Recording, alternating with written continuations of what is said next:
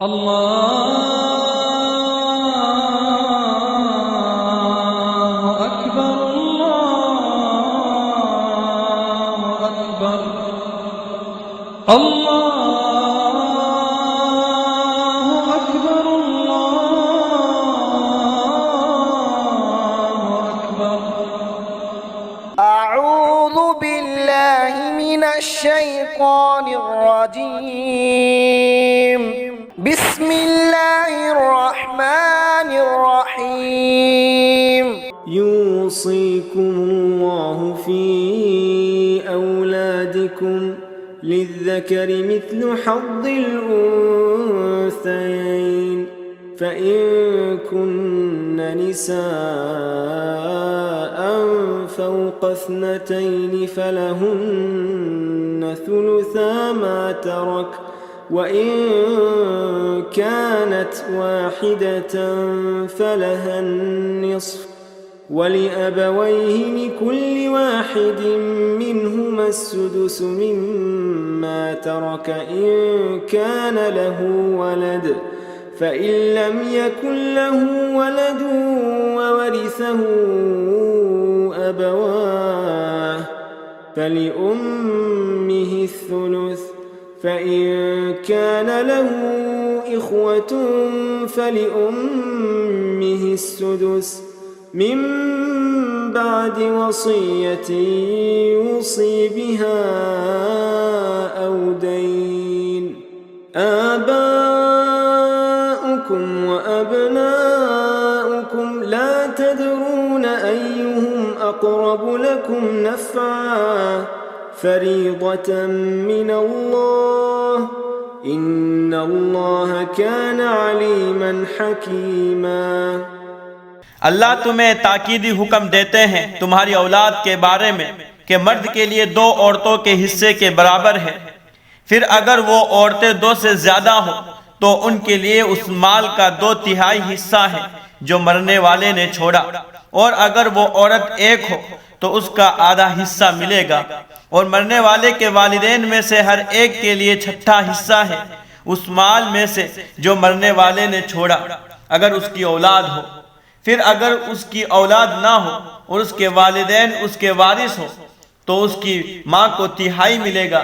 फिर अगर उस मरने वाले के भाई हो तो उसकी माँ को 1/6 हिस्सा मिलेगा वसीयत के बाद, जिसकी वसीयत मरने वाला करे और कर्ज अदा करने के बाद। तुम्हारे बाप और तुम्हारे बेटे तुम नहीं जानते कि नफा के एतबार से उनमें तुमसे ज्यादा करीब कौन है। ये मुकर्रर किए हुए हिस्से के तौर पर है अल्लाह की तरफ से, यकीनन अल्लाह इल्म वाले हिकमत वाले हैं। ولكم نصف ما ترك أزواجكم إن لم يكن لهن ولد فإن كان لهن ولد فلكم الربع مما تركن من بعد وصية يوصين بها أو دين ولهن الربع مما تركتم إن لم يكن لكم ولد فإن كان لكم ولد فلهن الثمن مما تركتم من بعد وصية توصون بها أو دين وإن كان رجل يورث كلالة أو امرأة وله أخ أو أخت فلكل واحد منهما السدس فإن كانوا أكثر من ذلك فهم شركاء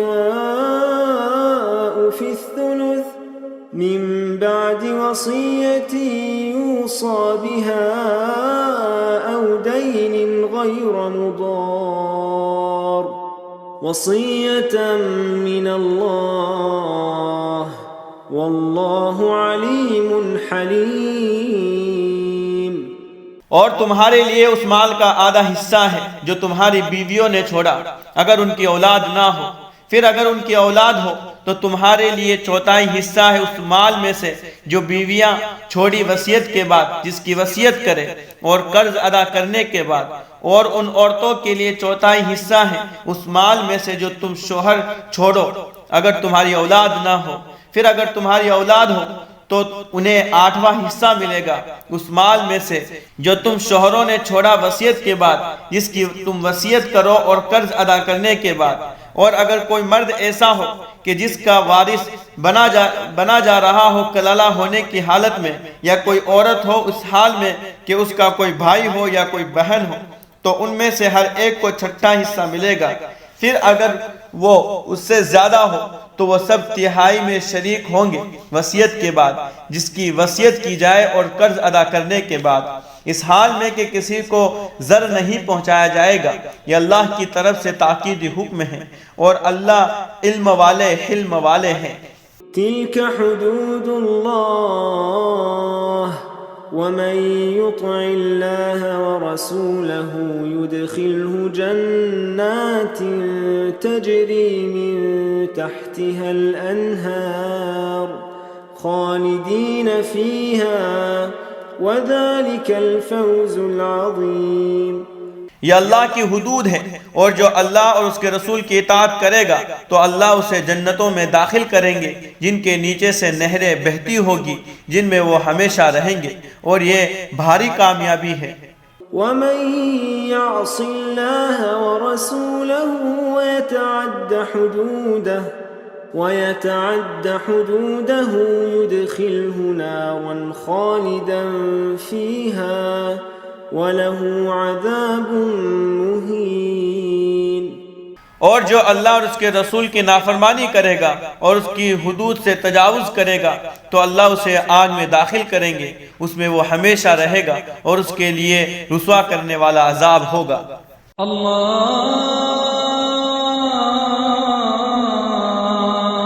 اکبر اللہ